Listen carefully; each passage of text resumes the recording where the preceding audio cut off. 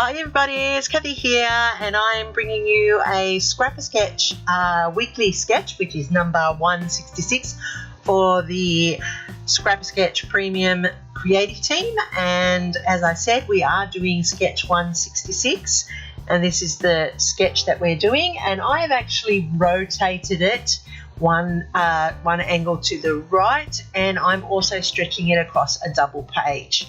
So the reason I've chosen to do that is because I wanted to incorporate lots of photos and I didn't want to reduce them to a micro size. I wanted them to be in full size. So a double was how I'm going to use this sketch. So first of all, I am going to gut out my cardstock because I'm going to need it to match my photos, but I'm also needing a border around my layout. Now I have two pieces of paper which will build this layout. It's a great clean half and half design. It is always a contemporary design when you have your papers running halfway across the page in both directions. So I'm using this page here, which is from the scrapbook coach, and it has a road sign on the bottom, which is perfect. And then I'm using this page here from Australian Crafts, and it has the bark of a ghost gum on it, which is really good and very relevant to the photos that I'm doing today. So I'm just trimming it up so that it fits perfectly on the layout, and now that I have that done, I can start building the two bases ready for needing what we're going to do today. Now, as I said, this is a Scrapasketch Creative Team layout.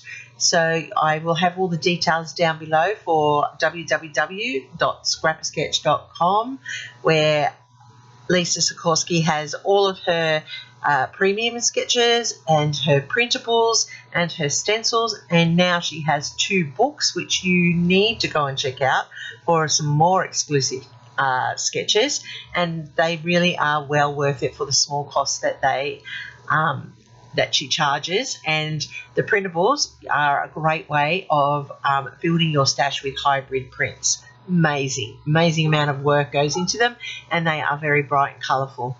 So as I said, this is a half and half design that Lisa has created for us this week, and I am sticking pretty close to that layout as she has it, except as I said, I stretched it across two pages. So instead of using what would be 3x3 photos to fit it on, or 2x2s, I am using 6x4s, and I am trimming some down a little bit, and that's allowing me to get that right across the double page there. So I'm very happy with how that comes, and I do apologise that I can't show you both sides at once, but my space that I work in is as big as that little blackboard that you see there. Alright, so I am also going to add some stenciling in, and as I said, Lisa has amazing stencils available, and this is one of her stencils from her stencil range, so you need to just go and check those out. For a small premium cost, you have access to some great resources. Once you're in there, if you stick through to the end, I will have a discount for you at checkout for the printables, the stencils, and the books. So stay tuned, and that will come up very soon at the end of this video. So I've just added a little bit of stenciling, and as you can see, they are like arrowheads and arrows, and the arrows are directionality and the arrowheads remind me of road signs, and that's what this layout is about. It's about a road trip. My girlfriend's daughter had her hens night, well, it was a hens weekend in 2023, and we had to go to the Hunter Valley and stay there for the weekend. That was a road trip for me. I had to leave very early in the morning to get there at the right time so that I was able to join in the festivities. I left home, as you can see there, at 5:41 in the morning so that I could be there for a 9 o'clock start, ready to go with everybody. So it is a trip up to the Hunter Valley from where I live. But it was well worth it, and it was January, so it was supposed to be warm, but it wasn't. And I did dress very winterish for that day, and then it warmed up as the day went by, but still not that hot that I couldn't cope in the clothing that I wore, because it was still quite a bit frigid for summer. So I have my photos, and you will see that they marry the layout in the sketch with this strip part coming into play. I'm putting in the fishtail banners in behind, and Lisa has 2 strips of fishtail banners. I've added a third because, you know, I'm all about odds. I can't sit it there at the evens, so I've just added in the odd. You can do that with a sketch. It's how you interpret it to be what you want it to work for you and your photos. So I'm just grab scraps to build this last part into the layout, and my photo will cover up that gap there, as you will see in a moment. And I do need to make a little bit of adjustment with those bottom ones, and that's how my layout is coming together. And I then am going to repeat the process over to this side, and that's then taking into account the amount of photos that Lisa has on her sketch for you to work with. So in the cluster points that Lisa has on the on her layout, I decided I'm going to put in the direction compass roses as a backing, as a matting mounting point for those embellishments. I'm also going to use some embellishments that I received recently in a swap from the Girls Down Under group, where we had a road trip theme. So that was very timely for this topic, for this layout. Now, as I said, I'm going to put in, I could have changed where I was going to put in this third cluster, but I'm sticking true to the sketch, so that requires me to split it and send it across 2 pages, and that's okay because it is a double layout. But when it comes together, you can see how the 3 points from the sketch are honoured and kept to the original placings here.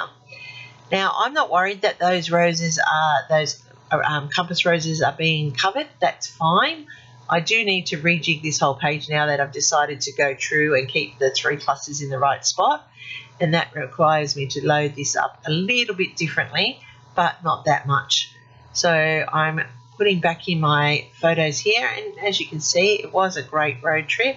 I had fueled myself up with 2 cups of chai to keep me awake and going, and as I said, here are the embellishments that I got from my swap that I'm just tying in beautifully to this layout. Now, the top one, the road trip there, that was from Amanda Leckie from Leckie Creates. This one down the bottom here is from Deb Weston. She created this one, and the ones with the road signs and the kangaroos, that was from Karen Goddard. So I like that they had embellishments I was able to incorporate into my layout, and they fit perfectly with the theme, so that is a bonus for me. You can show Lisa has in her sketch that she has stars as the embellishment clusters, and this is showing you how you can interpret that and build and put your own in. So I am adding some arrows to point out the key parts of this layout, like the road trip, and then it's pointing to the road here, obviously. So that's adding in. I do have some extra die cuts of kangaroos that I've added in to tie in with that embellishment cluster at the top, and that's just allowing the continuity across the page. And I'm also going to add in some stamping here, and I'm sorry that I do a bit off screen, but you will see me do some of the stamping. Now, these stamps that I'm going to put onto here are like the wires that you see along the roadside, and I've just added those in for effect. And then I have this car, which I'm putting down here for the bottom because it is the road trip.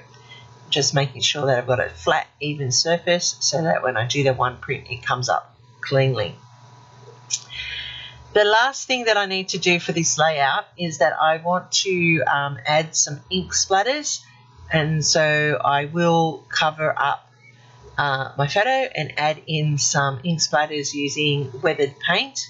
I don't want too many. I want them to be subtle, and because they are like a blue colour, they will blend into the background, and that will be perfect for this layout. And that's how this has come together. The only thing that I do need to add in, of course, are my Nuvo drops, and you will see me do that very soon. So you can see that the sketch has been emulated across the double page. I have got some stenciling happening at the top there. You can see my clusters in place. You can see my fishtail banners, and the half and half design, which is what Lisa has developed for this sketch number 166 this week. So as I said, I am adding my nouveaux, and because I already have the visual triangle established because of the points of the embellishments, it was quite easy to work out the 3 points that I was going to put those nouveau drops to.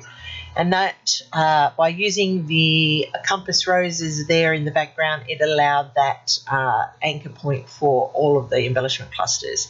And it's just a hint in the background. They didn't need to be really predominant on the page, but enough as an anchor point to draw your eye around the page. So that's my layout. I hope I've done something here to earn a thumbs up, and if you haven't hit that subscribe button, and I know you're out there watching because I see how many people who aren't subscribed watching, please do so that you don't miss out on any content that I upload, and I do upload quite regularly. This is my layout for the Scrapasketch team for this week. I hope you go and check it out on Facebook and see all of the other people who are playing along and creating with this sketch. There are some amazing, talented people out there. Lisa at www.scrapasketch.com has great printables. We have a Facebook page. I'll have the link down below. You can find us on Instagram as well. And if you use my code KathyLovesToScrap10 at checkout, you'll get a 10% discount. Happy scrapping till next time, and here's my next video for you. I'll see you there real soon.